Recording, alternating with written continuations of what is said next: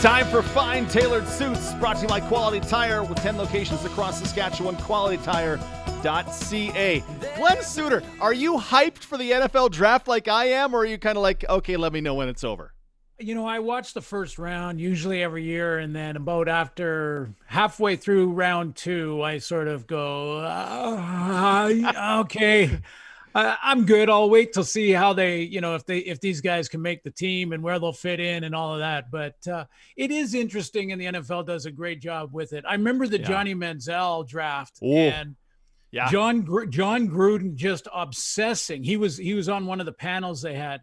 And he was obsessing about when Johnny Manziel would be drafted. And as he slipped down, from expected at 1 or 2 to well below that, he was losing his mind that Johnny Manziel wasn't picked. So that stuff can be entertaining. Yeah, and then Gruden went on to make just terrible picks as the head of the Raiders so far. So that's how that is. Luke and I were talking about the quarterbacks in this NFL draft. Trevor Lawrence of Clemson, Zach Wilson from BYU, Justin Fields of Ohio State, Trey Lance from North Dakota State, and Mac Jones of Alabama. And you look at them and go, man, there is a real range of talents and skills and strengths and weaknesses in those guys. And it got me thinking about how in the CFL, we have a real range of talented quarterbacks who this one is not at all like that one, but they're both able to do their thing.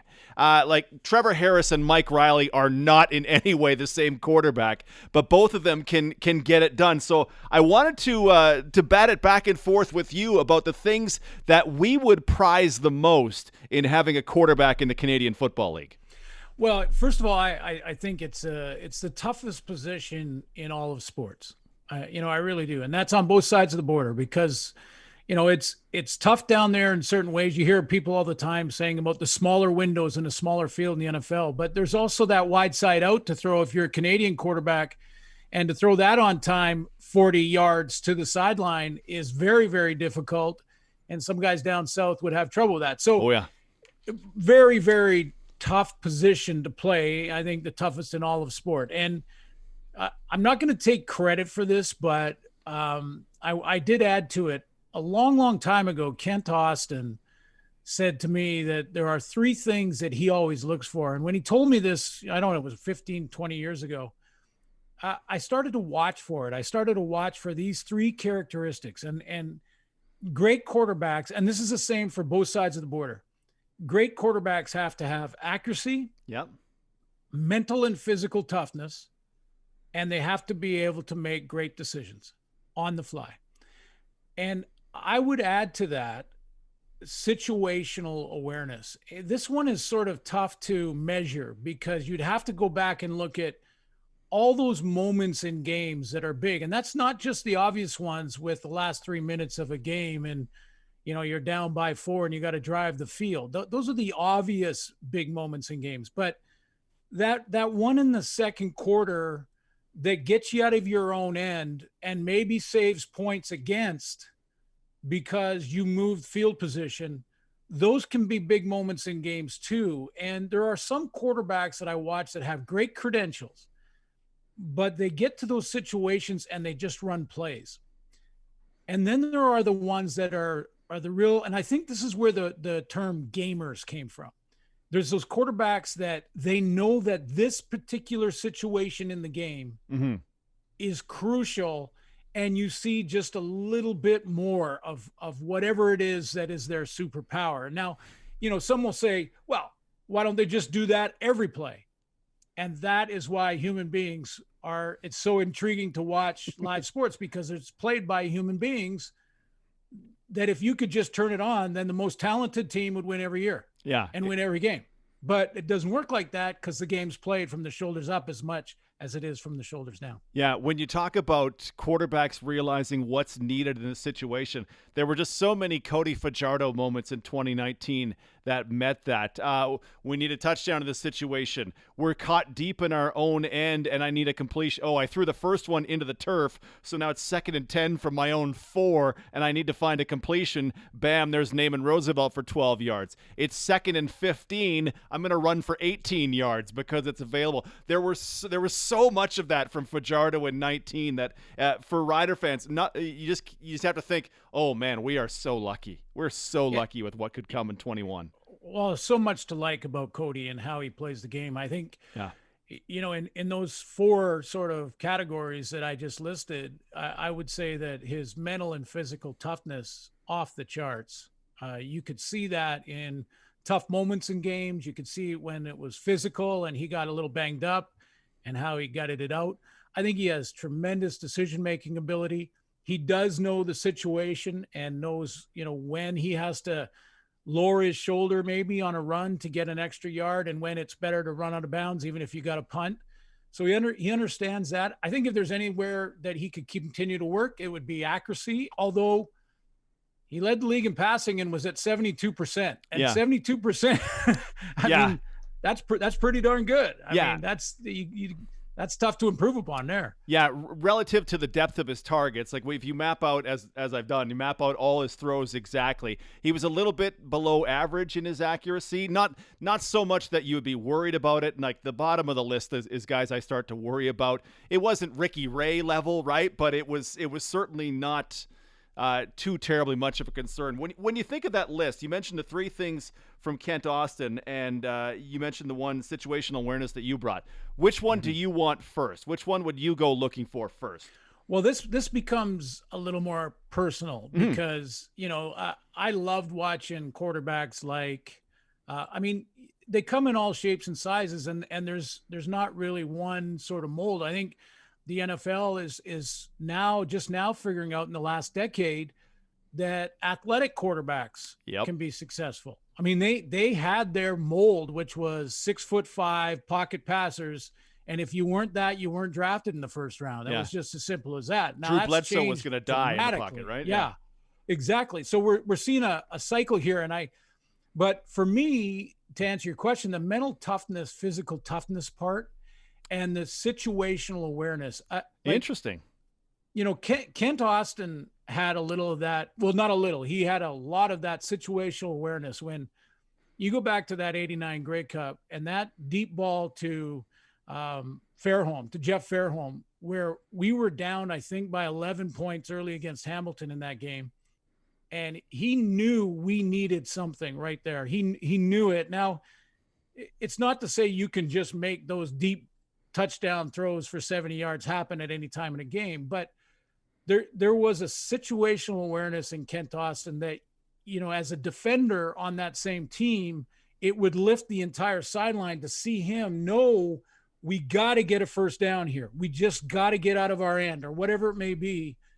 And you could see that there was just a little different approach to him and a little bit hungrier.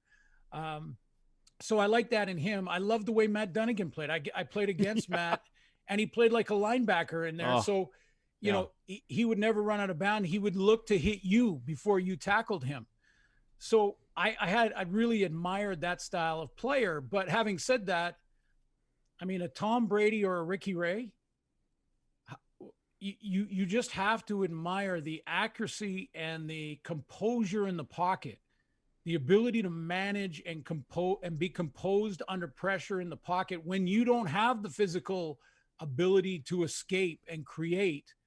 You create with your eyes, with your timing, with your knowledge of the game and your situational awareness and that tremendous accuracy. And those great quarterbacks have had it. So it's really personal when you ask which one would you want to have first. Yeah, having just done all the work I've done with the CFL, watching all these throws and all these quarterbacks, I just can't come off accuracy as a passer. Right, I just can't, and you see it when I think of the best quarterbacks in the league. I then write down their traits independently. Mike Riley, incredibly accurate. For all the other stuff he brings into the game, he's behind only Ricky Ray in accuracy that I've charted in the last 5 years. Bo Levi Mitchell, when his shoulder is fine, deadly accurate. Trevor Harris, even adjusting for his short depth of target, very accurate. Matt Nichols, though I have problems with other parts of his game, he gets the ball into good spots when it has. That to me is the one that if I have a quarterback who is accurate, okay, I've got the first one. It doesn't have to be a huge arm. I would love it to be a huge arm. I'd love him to have 19 other things. But to me, a quarterback who gets the ball where my coach wants it to be and doesn't get his receivers killed, gives his receivers opportunities to do things after the catch or to get down safely. To me, passing accuracy is the top of my list. Well, I love it, and you make a great argument for it. But then I'll play devil's advocate and say, okay, let's say you have a real accurate passer, but he doesn't have that mental and physical toughness that you need. So the pocket is starting to collapse. He starts to duck or prepare himself for a hit and doesn't stand in there for that extra split second that's necessary so that he can release the football and show his accuracy. Or a guy with great accuracy who is a poor decision maker. So he drops back and he takes the crossing route on 2nd and 15 when you just can't, that's not the play to make in that situation. So, the decision making, he sees the DB playing off and sort of baiting him, and he tries to test him anyway. Bad decision. And that goes back to the house the other way. So I think together, and there's one other element, and I know this is going to be big in Saskatchewan when we get back on the field. I think what is understated with quarterbacks is the relationship that they have with their quarterback coach and or their head coach. Getting touchy-feely maybe here. Most importantly, their head coach. Because how many times have we seen great players move from team to team? There are exceptions. Tom Brady is one of them. But, Tom Brady knew what coach he had in Arians. He knew where he was going. He wasn't just going to go to any head coach. Mm-hmm. So,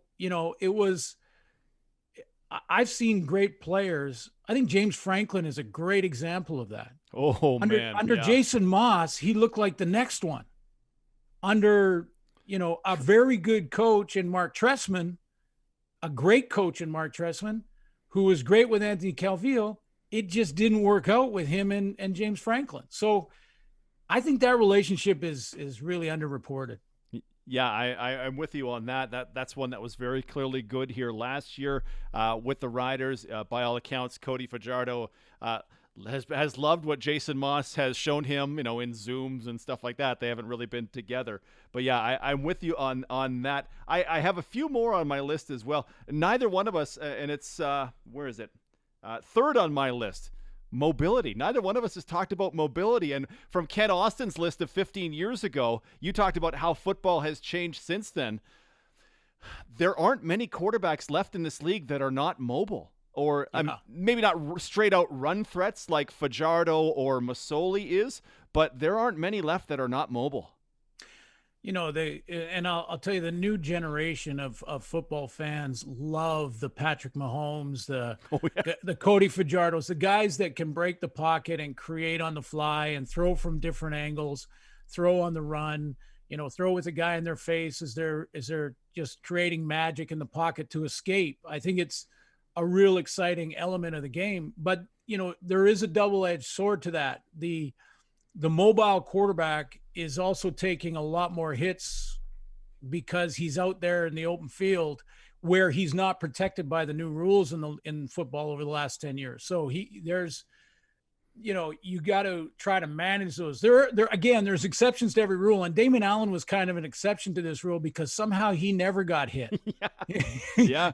And he was a runner. He'd get out and break it down with his Sally Rand and all that stuff. He would run. But I think we're loving to watch Russell Wilson and Patrick Mahomes and Cody Fajardo and the guys that can move around. And, I'd even put Zach Collaros in that category because he can create outside of the pocket in a big way. Yep. So that's sort of the new age. The NFL is actually catching up in that area. Oh, yeah. We've loved that for a long time. Oh, yeah. And now when you think of the top quarterbacks in the NFL last year, Mahomes can do incredible things on the move that very few can do. Josh Allen is a tremendous running quarterback in actual designed run game threats as well as to the scrambles. Lamar Jackson as a running weapon is fantastic. Russell Wilson, Aaron Rodgers can survive in that. Yep. And the guys like Tom Brady, Tom Brady is an absolute, I don't know. Tom Brady's a one-off. He's the one guy who can survive where, you have the litter of dead bodies that have tried to play that way. Drew Bledsoe will be the guy I always think of, right? He was going to die in the pocket, and you had to hit him with a bulldozer, but he was going to die in there, and I enjoyed watching him so much because of that toughness thing. That may be the thing that I love the most and gets me the most, though I would prize accuracy above it. There's nothing like Mike Riley gets obliterated by a defensive end, and then it's like, all right, second down, let's go. Just drags himself or back as up. He's getting obliterated, he's completing a crossing route and stands in there, takes the hit and throws. I mean, I get up out of I almost jump out of the booth when I see, big courageous moves like that from quarterbacks and times when they fight off hits or break tackles and get outside and things like that. The other thing about the NFL draft coming up with the quarterback position is it's the only thing certain about it is uncertainty. Yeah, it really is, because, the Tom Brady story is legendary now, a 6th round draft pick. And, look at what he has become. Russell Wilson went in what was he, 75th overall? Yeah, round 3. But there are some interesting stories. I mean, you remember Todd Marinovich, who I saw him play in college. Yeah. Yeah. So he goes 24th, 10 picks behind him, Brett Favre. 10 picks after Todd Marinovich, who was, a different animal. Different. Right. So you got guys like, remember Matt Leinart? Oh yeah. I mean, this is a guy who won the Heisman as a junior at USC. He gets drafted in the 1st round of Arizona. And, again, he's kind of like that Johnny Manziel story, right? So there are no sort of lock picks. If you Google search quarterbacks right now that were busts in the 1st round, 43 names come up. Well, and even the ones we thought would be the greatest thing ever, Andrew Luck in 2012, whatever the year was fine, but wasn't the best prospect since John Elway. Didn't have the best result as he was touted to be, and then retired at the age of 29 because you never know. 5:49, more talk about your favorite CFL quarterbacks as we continue with Glenn Suter on the Sports Cage. As we continue with Glenn Suter, you miss any of today's show, get the Sports Cage on demand for the Canadian Brew House. Lockdown doesn't mean you have to go without the grub from the CBH. Their full menu available for pickup or delivery. As we talk about qualities that we love in our CFL quarterbacks, Suits, your list included accuracy, mental toughness, decision-making, situational awareness. I would throw in mobility. I want a run threat, and further down the list, but I would like a guy with a strong arm as well. I'm curious to see, we didn't prep this, but to pick our guys that would best exemplify these qualities that you say. Are you cool with that? It's going to put us on a limb here. Well, I am cool with it, but as much as I admire the release and the knowledge and the understanding of defenses from a Bo Levi Mitchell, and the fact that, when you're classifying quarterbacks, you start with win-loss. And oh no.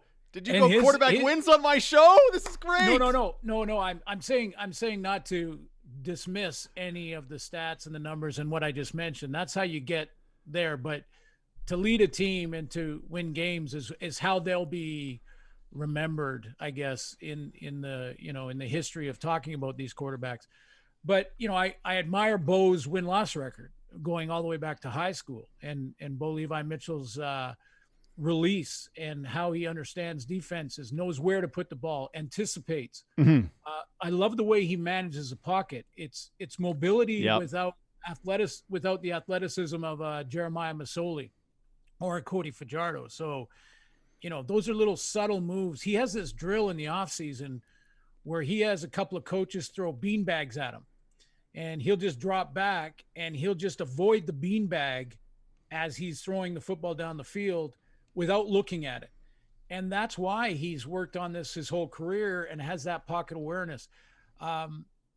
Athletically, I think where some of these quarterbacks may get in a little bit of, it's not trouble, but what I like about Cody as one of the leaders in that group you just mentioned was, it looks like to me he is so ready to become the best pocket passer he can be, knowing he has the athleticism, because sometimes that athleticism, I think, is something that is relied upon so deeply by quarterbacks. Yep. They lean on it all the time, and then they get nicked. Now they've got a bit of a knee, and they can't escape. And now they're stuck in the pocket, and they really struggle. So I think it's always a great test to see when a quarterback gets banged up, that is a runner, is an athlete. And then you see, is he becoming and working on throwing from the pocket? And I think Cody is that guy. He checks that box because he was banged up in 19. He had to choose when he was going to run a little bit more and a little bit more carefully, but he was still successful in moving the football. So, I see that in him, and that's why I put him at the top of sort of that list you just mentioned. All right. So Cody's near the top of your list, the mental toughness list. Yeah, I love it. I mean, that's sort of the old player in me talking about mental and physical toughness. When for sure. I was one time I was so excited to stop Matt Dunnigan for a 2-yard gain on a quarterback sneak. Okay. And we were actually swinging at each other full fists with helmets on and everything. And I held him to a 2-yard gain. Unfortunately, we were on our own 1-yard line, and he was spiking the ball on me. So that was that was sort of a win-lose situation. But I just, that's funny. Often when we were comparing quarterbacks in a big picture, Matt Dunnigan and Doug Flutie are often compared, and sometimes you'll throw Ricky Ray into that conversation, or Anthony Calvillo for sure, Warren Moon. We're talking about the best players at that position in history. And I know I played against Doug Flutie, so I know how difficult it was. Toughest quarterback I ever played against in my life, in my career, because he was like a rabbit. He was impossible to catch, could throw anywhere and in any position and throw accurately. So he was so hard to play against. But if I could be a teammate, I'd want to be, and this is from looking from the outside in, because I never played with Matt Dunnigan, but I want to be Matt Dunnigan's teammate. Oh, yeah. If I was looking at the guys now, and this is no slight against any quarterbacks, I would love to play with like a Mike Riley or a Cody Fajardo, because they're just, I love their mental and physical go to war. Let's do it together. I know that sounds old school, but that's something I love to see from that position, because we see all types. Yeah, mentally tough. I think Mike Riley, to me, kind of sets the standard. But you mentioned Fajardo, the ribs, the oblique muscle in the West Final. Oh, by the way, there was the Montreal game that was suspended in the third quarter where he couldn't throw the ball because he'd hurt his shoulder diving for the corner against Hamilton. Just nonstop injuries throughout the year. Not nonstop, but he fought through a bunch of injuries in that 2019 season. Didn't talk about them, didn't complain about them, let us know after the season, oh yeah, this, and this, but just kept fighting. He's like, I couldn't have thrown that ball deep in that Montreal game, so thank goodness I didn't have to, but if they needed me, I would have tried. You love that, and that must be very inspiring. We got about 30 seconds, Suits. Yeah, I know, I love that, and I don't want to take anything away from guys like Bo Levi Mitchell. Oh, no, absolutely. Bo's release and Aaron Rodgers' release, they remind me of each other, where they see something and within a split second, the ball's out of their hands. Like that's a superpower that a lot of quarterbacks don't have. And he played hurt with a bad arm and shoulder. I mean, so mental toughness doesn't just mean playing through injuries. It also means, it's third down, we're down by 3, and I've had a terrible game. I've thrown 2 picks, and now I got to go back on the field and win this. And you see quarterbacks overcome that hole that they're in, walk back on the field and get out of that slump and get it done. So that's also part of the mental and physical toughness part. I like it. Thank you, Suits. I got to bail. Thanks. We'll talk to you on Thursday. Thank you, sir. Take care.